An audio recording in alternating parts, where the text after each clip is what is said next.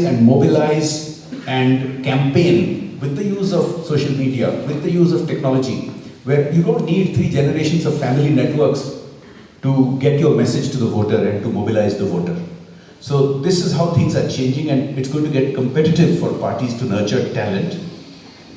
We all know that our parties could all do with more inner party democracy. Some parties have more, some parties have less, but generally by and large, Indian political parties don't have much inner party democracy. But this is not unique. Other democracies have gone through this. And I have written many articles comparing India of today to the United States of a little more than a century ago, when it transitioned from the late 19th century to the early 20th century.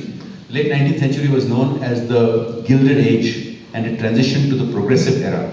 Do check out my articles and other people's articles on this. In the late 19th century, the US democracy was very similar to us. It was a country that was changing from being rural to urban, agrarian to industrial, and the middle class was growing. And you had very little inner party democracy. You had something called Tammany Hall politics. There was an actual building called Tammany Hall where the party elders would decide, and somebody's nephew, somebody's son, somebody's friend would get the nomination. That changed with the system of having inner party elections, of having nominations decided by popular vote of what are called sorry? No. The pre-election primaries. And we have had some experiments, but not successful ones there. We need to have inner party democracy opened up, but it's hard to regulate that. Only competition will ensure that that happens.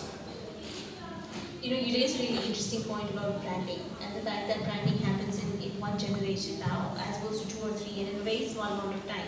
When I think of branding, I think of perception. And what I want to know from you, Mr. Chandrasekhar, is that when it comes to the perception of Indian leaders, when you think of a leader, I mean, you think of the father of the nation, you think of Mahatma Gandhi, and the fact that he renounced all material things in order to become a leader. Now, our perception of public service is that the ideal leader should renounce everything worldly and lead and be dedicated to the cause of public service. The question is that perception changing as you see it? Or are we as a community still dedicated to that thought that the leader should give up everything? So I think there's still a bit of that. I think people want their leaders to be flawless and perfect and idealists to afford and all of that. But let's be real, because today people, more than anything else, want leaders who deliver. I think we have had 70 years of democracy, and I mean, not that I've seen all 70 years of it, but I've seen large parts of it. I think people are exhausted with leaders who are high on rhetoric, high on poetic eloquence and visions of the future that are so far away into the future that nobody even gets to experience it. We are an anxious, impatient nation now. Our demographics, our youth, people want leaders or political people in public life who can deliver.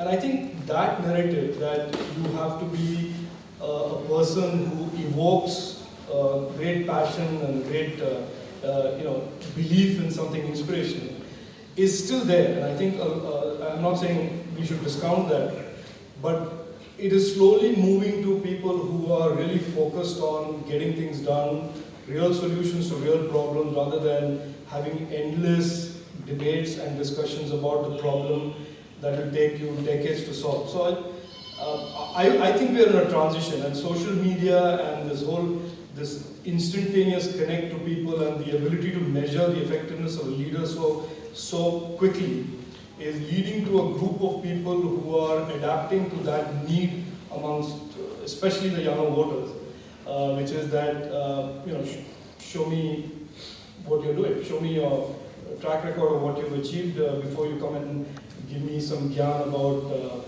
the rosy future. So, which is a good thing. I think, there's somebody who said during the Macron elections in France that the French tend to intellectualize for years and decades, and they've had leaders that just keep talking on and on and on. And I think India is no different. It's part of it has been part of our democracy. But we are now seeing that a group of leaders or a generation of leaders that are hopefully more focused on getting things done rather than making speeches of why it can't be done. Ms. Vanna, what do you think is the perception of the public leader? What do you think people are wanting from them? It's not just Mahatma Gandhi, but we've had a long tradition of idolizing not just the philosopher king, but the ascetic king. And that's true even today. You look at a large number of our leaders, chief ministers, prime minister are either bachelors or spinster or don't have family.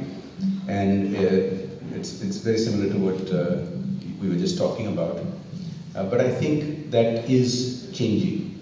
I think it's again an issue of branding. I think I've heard this said that if in India if people don't have families, then there won't be corruption, there won't be relatives involved in extra constitutional positions and things like that. But that should come from our constitution. That should come from checks and balances in our polity and public life. It should not come from the asceticism of leaders. And in that sense, again I will say that no democracy has flicked a switch and overnight become all these things. All democracies have taken decades, sometimes centuries, to get these checks and balances and institutions built in their public life. And we are having that. We have institutions that have, although there is a lot of talk about decay of institutions, there is also a lot of examples of how institutions have developed. How the election commission is today, it's unimpeachable. How regulatory bodies have come in that have provided checks and balances. So one of the things we lack in our structures of politics is checks and balances, because we inherited a structure, as I said earlier about parliamentary rules, which was created during British times. Now other major countries, whether it is America, whether it is China, whether it is France, they overthrew the system when they overthrew their colonial rulers. And we haven't overthrown the system, we have just tinkered with it. We don't need to overthrow the system, but we do need to overhaul the system so that it represents a modern 21st century democracy with checks and balances and not depending upon the character of the leaders only. Can I just add something here? And I think we have to, I constantly urge this, I think our definition of leaders must go beyond the political. The reason I say this is, when you say public life and government, there is the political leader, that's obvious, you see them on TV and they bore you to death, but that's one. But you also have people who are part of that system, who are, let's say, independent regulators, who are fighting grey wars. You have people who built, like Jay said, the institution of the election commission. There are other institutions, other regulators that do a fine job. So I tend to, in the groups of people that come work with me or meet me, I say, please expand the definition of leadership to more than politics. Whether it is a General Timaya who built the institution of the Indian Army post-independence, or it is Session who built the election commission into what we have today. All of these things together make our democracy great. The delusion is to keep believing that it is a group of politicians that will keep our democracy safe, vibrant and growing. It is not that at all. It is all of these institutions, people manning them, and the political leadership and the political, the answer. So I actually tell people when you talk about public life, please don't say you want to be an MP, as if that is the only thing that can give you satisfaction. I think I would love to see more people saying, look, I would like to be the telecom regulator. I would like to be the stock exchange regulator. Or I would like to be part of something else like the election commission and talk about electoral reforms. Those are as important as being in a legislature and talking about laws and policies. So I just want to make that point. Okay, that's a really good point. Actually, to transition to audience questions. So what I'd love to do is ask a few questions and then integrate them into some of the questions that I have. Do you want to go ahead? Yeah. Would you mind introducing yourself very briefly, and we'll stick to questions instead of My name is Manas and I'm an entrepreneur. The question, just drawing out of what Rajeev said right now, will entrepreneurs become leaders, for example, political leaders, example like Donald Trump, in the 2019 general election, which is just on the corner? No, so I want to say this. I think there is while we talk about entrepreneurship and celebrate entrepreneurship, I think we have to be careful that all entrepreneurs don't make the transition to public life that well, and nor is it a guarantee thing.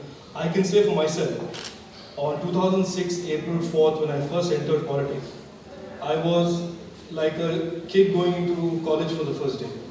And it is nothing that you've done all your life as an entrepreneur even prepares you 10% for a life in politics or a public life. This is a completely brand new learning. So there are a number of people in this country who go around thinking that just because I've made $1 million, I can suddenly become a great successful politician, and I won't name anyone. Some of them are my friends' friends. We'll discuss the name later. But there is no absolute guarantee of that. It is as much hard work as you have to put in as a startup politician that anybody has to, including a successful entrepreneur. There's no correlation between the two. And I think people make the dangerous mistake of saying, I can do a great internet startup and therefore I can be a great urban governance expert. And that is not true. Ms. Panda, I'd love to hear your thoughts on this, especially because you also come from a business background, and I know you've shared your own story in terms of getting into politics and what that process was like. And I'd love to hear. For every Donald Trump that has succeeded, there are innumerable examples who have not succeeded for the reasons that your instincts that are correct for business and commerce are quite different from what you require in politics. The instincts that you might have to play hockey, for instance, may not be the right instincts that you have to play cricket. So I do come from a business background, but for now nearly 2 decades, I have moved away from it, moved away from having an active business role, and I have, if you look at my track record, if you follow me on social media or if you go to my constituency, and you'll find that most of my work is based on not any entrepreneurial skill that I have, but on sweat, pure and simple. So I put in enormous amounts of time in the field, in the going through the grind of meeting. I don't do bhashans and speeches and all. I go village to village. I've met literally millions of people personally. And that, I think, gives you a different perspective than the policy. Both are important. The policy world of Delhi is important because this is where you can make sweeping changes that will impact the country for a long time. But to understand how the country works, what it expects, what constituents want, you need to put in that retail effort at the ground level, which nothing can prepare you for except doing it yourself. Not entrepreneurship, not even politics of a certain kind. If you've done politics of student politics may prepare you for party politics, but to go out into the field and represent constituents and deal with their concerns and their wants is a totally different experience and totally different skill set. So just to answer your last part, which is, do you hope for a different set of people in 2019? Let's not call them entrepreneurs. I think that is that's a legit expectation, which is to say that will the percentage of people who are really not traditional politicians increase in the 2019 elections? And that is a legit expectation, and I'm hopeful that that is the case. I have to add this, and we can't have Donald Trump as an epitome of an example for this. I mean, I know we're talking about nation building, no politics, but at some point we have to draw the line. Gentleman in the back, the blue shirt. Sorry, I don't need a mic. My name is Sahil, and I just have a question about lateral hiring in government posts. So you mentioned about institutions and how people can aspire to be stock market regulators. I personally have an interest in quality control. So, but the thing is, what are the pathways that people like us can have to get into those things apart from the civil service? A lot of people say, including Nehru, the Indian civil service is neither a service, neither Indian nor civil. So, these kinds of things really bother me. How can I actually enter those kinds of posts?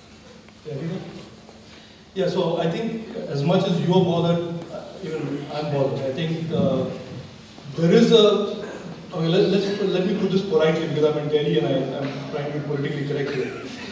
Which is that there is a need for what we call the administrative layer to up its game, given the fact that there are so many disruptive things happening around, whether it's economy, technology, all of that.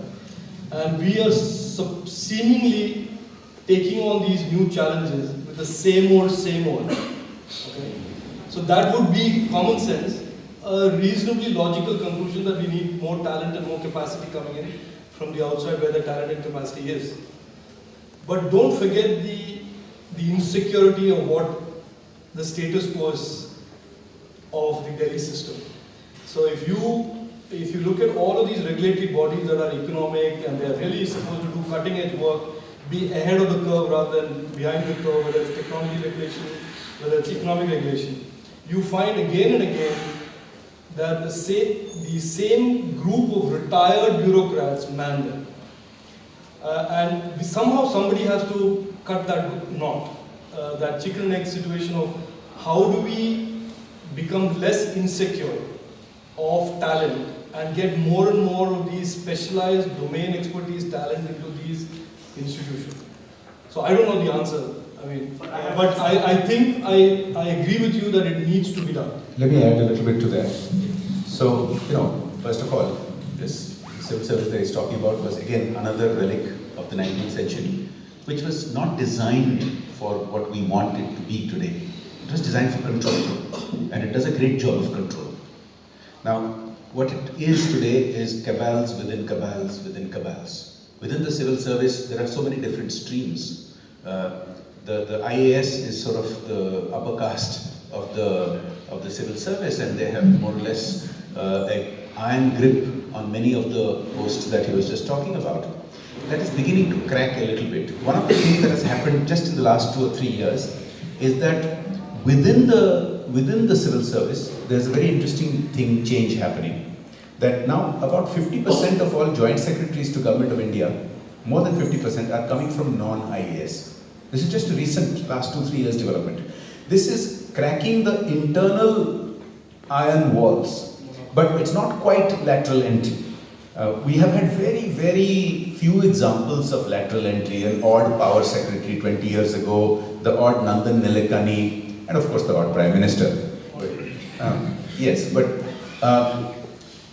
we need much more lateral entry. The good news is, I have seen this policy ecosystem that is emerging. Some of the young people like yourself who have worked with my team have gone on to work with government and semi-government autonomous organizations like NIPFP, like Niti Aayog, and that's a very good sign.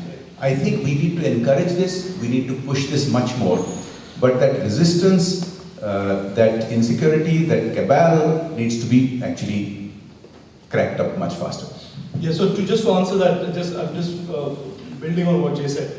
So if you really still want to, despite this morbid picture of a cabal trying to keep you out, still want to contribute, the way to do this is to do it indirectly. There are clearly many think tanks today that are working with the government without threatening the superiority or the leadership of that retired IAS officer.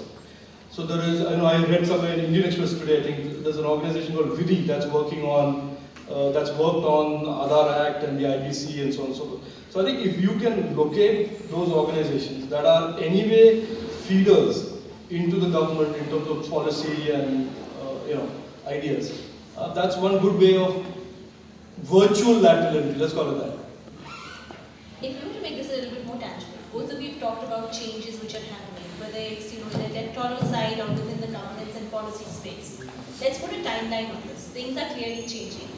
10 years from now, if you were to look at some of the major changes which were to come out both on the electoral side and on the governance side, what are some of the major changes you see come 2028? 2028. Another 10 years. It's very hard to make predictions, particularly in a sphere such as public life and politics, because there are so many factors, many more factors than in making economic predictions or in betting on which technology is going to succeed. I would like to say the following. First of all, it's not going to be linear. A lot of things have been being put in place like building blocks, and suddenly we'll have a thrust of major reforms. Like you're seeing a big surge in infrastructure happening today after decades of mourning that India just couldn't get its act together on infrastructure. So you've started seeing, my pet projects, my pet peeves, my passion for change is in bringing about parliamentary reform, bringing about electoral reform, and election funding reform, which I've been just telling you I've been writing a lot about. Now, this new the election funding reform which has been announced, which is the bonds, it's actually a half measure. It's a good measure. It solves one part of the equation, not the full part. It does not eliminate lack of transparency, but it does make it possible that legitimate money is coming in. No longer black money, no longer smugglers' money, no longer terrorist money possibly. So it's a step forward. I would like to hope that this will open the doors for more funding reform of the types that I have suggested, which would provide a level playing field for somebody who doesn't have a lot of financial strength, but has ideas, has popularity, is willing to work on the ground.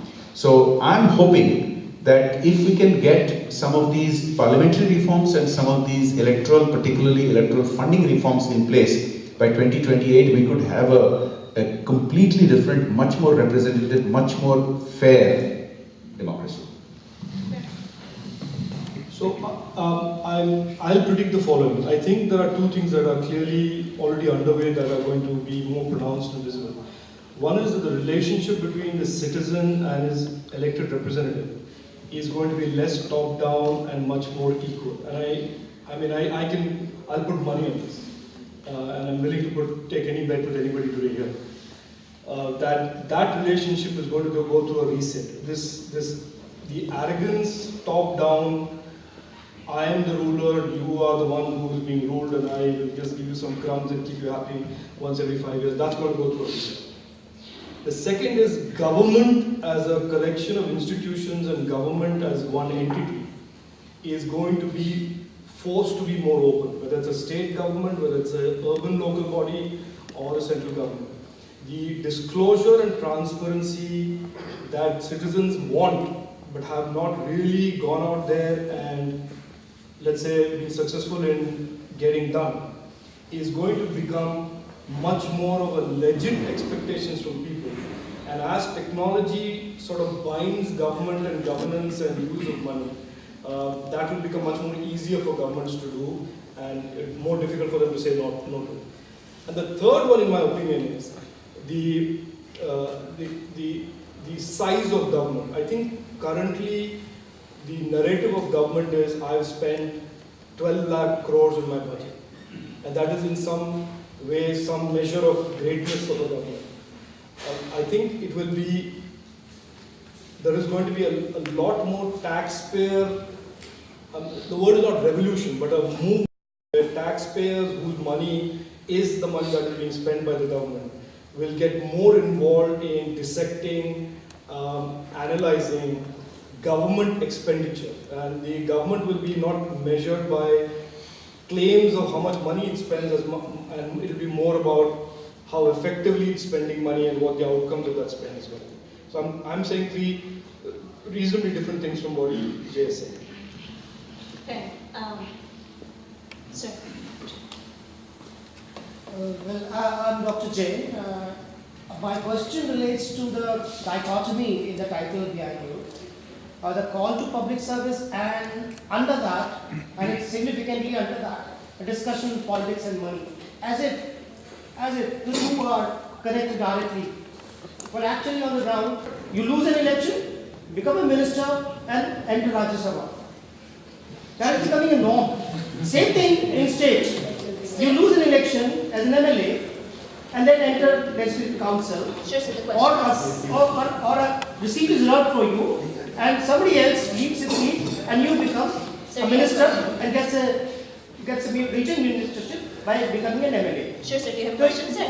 Without connecting with public service, I get your point, sir. then Do you you're have a going question? to end this backdoor entry, so to say.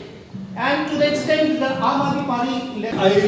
I see the same skepticism. I mean, it's not unusual. I mean, If you lose Lok Sabha, first of all, I didn't contest Lok Sabha, so it's not like I ended up in the Rajya Sabha because I lost Lok Sabha. My view on this is a little different. There are people who get an opportunity to serve. Whether they do that through parliament or through legislature or through an NGO or through activism, they get an opportunity to serve. It is what you make of it. I think if you start measuring people by the organization that they belong to, then you will condemn whole groups of people in this country. Just because if I'm working in a company X and that company X is doing something illegal, you condemn the 100,000 employees there. So I think we have to move beyond generalization. There are people in politics who are good, who do good, who are there out of a sense of purpose and passion. And their work is out there for you to see, whether you like it or if you like it, you like it, if you don't like it, don't like it. There are people in every other profession in this country who are good and who are not good. So I would hesitate to generally characterize every Rajya Sabha MP as a failed Lok Sabha MP or every MLC as a failed MLA or vice versa. I think my request is gauge the guy or the lady by the work he or she does. If you're impressed, go out and say thank you for doing a good job. If you're not, move on. May I have half a minute on this? I think Dr. Jain has a point though. I endorse your viewpoint that one can do public service in many different ways, and many of you are doing it. Some of us have also done other kinds of public service besides being in politics. This is something we have chosen. I have chosen to be in this because I believe I can make a difference, and I'm trying in my way to make a difference. Rajeev is trying in his way to make a difference. But you have a valid point. I have been, as you know, I've been in the Rajya Sabha twice and Lok Sabha twice, and I've been arguing for reforming the Rajya Sabha. Because you made an interesting point which happens in India. Again, this is a relic of colonial inheritance, that we have a feeling that grassroots politicians can't be intellectuals. But we need intellectuals, that's why we must have a Rajya Sabha, so we must accommodate intellectual people there. But there are people, Rajeev, if he puts his... Or vice versa, that intellectuals can't be grassroots. Because I was told I could not be a Lok Sabha politician because I'm too intellectual, I'm in the Rajya Sabha. But I've won 2 Lok Sabhas with record margins, and if Rajeev puts his mind to it, I'm sure he'll do the same. My point is something a little different. My point is that in other democracies, they have evolved from our kind of upper house to an upper house which is either elected or has a slightly different role. You look at what the changes that have happened in the 20th century in the US Senate.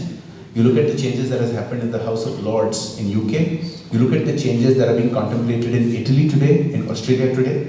And I have started making that argument that our politics can accommodate intellectuals who are also grassroots politicians without having to have special measures for them. And I think that was your point. And I think one of the reasons that we had the two of you here today is because I think for young people especially to be able to see two professionals who could have done anything that they wanted to do and still decided to do public service says something. And I mean that sincerely because I think both of you are accomplished in your own right from the business world. And you could have chosen any other profession, and especially in politics where you are subject to so much public harshness, if I may say so, you still chose to come into this field. So just wanted to add that side thought. Any other questions? Gentleman in the black sweater. Is there an ideal pathway to enter politics? Like, do you actually start from maybe contending a block election and then moving on? That's the first part. The second part would be, what is the scope of an independent candidate in India? So sadly, I think still the highest odds are that you must pick the right family to be born in. But fortunately, that is no longer a be-all and end-all. That is changing. Kanchan Chandra has written a book about this, and if you look at it, the number of MPs that are from dynastic political families were 20% in 2004, went up to 30% in 2009, 50% increase.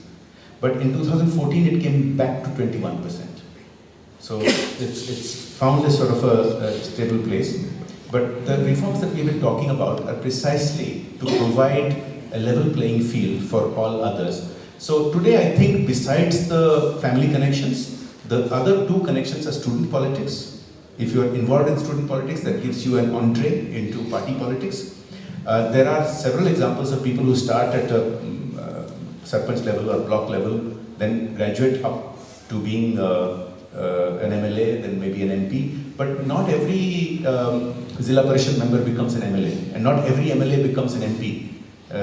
It's only very small percentages of those that become. And this new thing that is emerging, this ecosystem of young, educated, talented people such as yourselves, who are working in think tanks, who are working in MP's offices, who are working in party offices, I believe will create the pool from which we can get, you have a few examples already of parties picking from this talent pool, which haven't come from student politics, haven't come from family politics, but have come from some professional or intellectual background who are working with parties and getting an opportunity. I believe this will expand much more in future.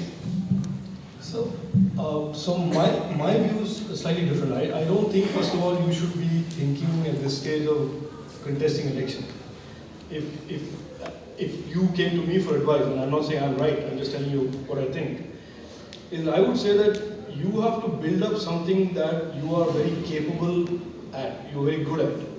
Some issue, now whether it's water, or whether it's sanitation, or whether it's education or health, you can't get into politics. And I didn't get into politics just because I thought that's what I want to do.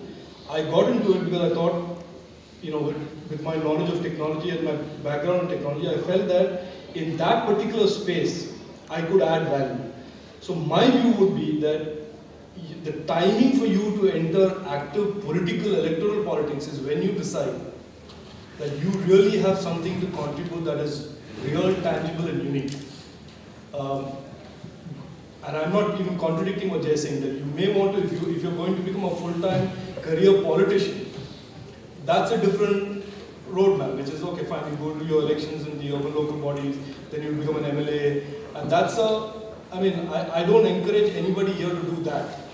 That's a mug's game as far as I'm concerned, because if you do that without being known for some unique ideas and unique thoughts and unique work and unique accomplishment, then you are no different from anybody else. So I always say, of course I use my life as a template, that it is better to get into politics, especially electoral politics, after you've got a resume of some weight. You've got to have some achievements. I'm not saying you have to be a Nobel Prize winner, but some achievement that you can say that can propel you and give you some tailwind as you walk down what's going to be, choppy water. And if I may right now plug my book, which is What Makes a Politician, which tells you how you can get into politics. If I can say, I just read a few pages and I think it's an interesting book. She didn't name you, say that. It's rather a four, so. Stay in the white shirt. Act hypocritically in the sense we despise leaders with money, but at the same time we cannot get elected without money. And you talked about, Mr. Panda, you talked about Plato's utopian idea of philosopher king, which is practically not possible. So my question is unconventional in the sense money is also a stumbling block to reach the highest position in a country, that is Prime Minister. In a country we celebrate show up, or rather show up of poverty, right? The leaders with simplicity and all this, we aspire, we think they are the proper leaders. So do you think money is also a stumbling block to reach the highest position in a country? No, so I'll say this because I've lived this for the last 12 years. So I think for a successful person with a business background who's independently wealthy, to be successful in politics is much more difficult. There is a natural skepticism about why is he in politics. And a lot of that has to do with the fact that few of my predecessors who have got into politics, who are businessmen, have come in there not for any reason of service, but they've come in there basically to do other things. And a certain somebody is sitting in London who was also an MP. Anyway, so that is one thing. So there is a natural cynicism and skepticism for anybody who is wealthy, who's in politics. So that is, but I think there is no need for you to, I'll tell you how I handle that. I remember vividly in 2006 when I was being sworn in, there were two people to the left of me who thought they were whispering, but they were very loudly whispering, saying, "Arey, sala, ye to ek aur Seth aa gaya." And they were basically dismissing me off as another Seth who just came in there on the back of his money and to perpetuate probably business interests. But there is that, but there is nothing that prevents you from proving them wrong. Because at the end of the day, what you have is your work. Where you came from helps you probably get a break in, step in there. And I completely agree with you that talking about poverty used to be, when I came into politics in 2006, used to be the go-to subject. That means, if you stood up to make a maiden speech, you had to talk about something like that. But I found that over the last 12 years, there is enough of a space to talk about economy, and as you can see in the last 4 or 5 years, entrepreneurship, all of the areas that I think I'm very good at. I don't obviously go to talk about things that I have no knowledge on. For example, rural poverty. I can talk about it, but it's not an area that I can contribute very much to. But there is enough today for a politician of my background to contribute and to prove the existing skepticism wrong. And I tend to believe that it is better to be wealthy and come into politics rather than come into politics and become wealthy. If you know what I mean. Panda and Mr. Shekhar will leave, and then we can have the audience leave. So, series of events we have planned out right now. So, Shreya. To give the opening remarks, but my flight was delayed and the traffic was really bad. So anyhow, I'm just going to edit my way through this. This was a wonderful discussion. Thank you so much, Rajeev and Jay. Jay here has given the foreword for the book, so please do get a copy. It's a brilliant book. It tells you all that you need to know about what goes into becoming a politician. It's not about your family, it's not about the money, it's just about what you want to do with the power that you will acquire once you get it. We can all agree that the winds of politics have changed in these past few years. You have, in the recent Gujarat elections, you have Jignesh Mewani, who was a Dalit leader, who got elected by a landslide vote in his district. You had Arvind Kejriwal, again, 60-60s. So people like us, people like you and I, educated people, can also enter politics. And like both of them said, if you want to make a difference to the country you're living in, you need not just become an MP or an elected member of the parliament. You can go into several other domains and influence policy change, which is what really matters. And I would strongly urge you to pick up this book. It's not just about entering politics, it teaches you a lot about what your politician is doing when he enters the parliament. The people you see on TV every night shouting and screaming, do they know what they're doing when they go for their jobs? Because coming on Lok Sabha TV or coming on news channel is not their job. They do their jobs when they go back to the places they were elected, when they meet the people who elected them, and when they solve problems on the ground. So it's all in the book. It's especially important for women to pick it up because Rwitwika really dwells upon the different sets of challenges that women face, particularly the sexism, the rampant misogyny, all of that. And it's a very, very good read.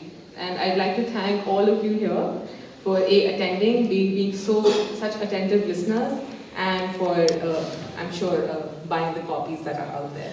Thank you so much. Thank you so much. Thank you everyone for coming. Thank you.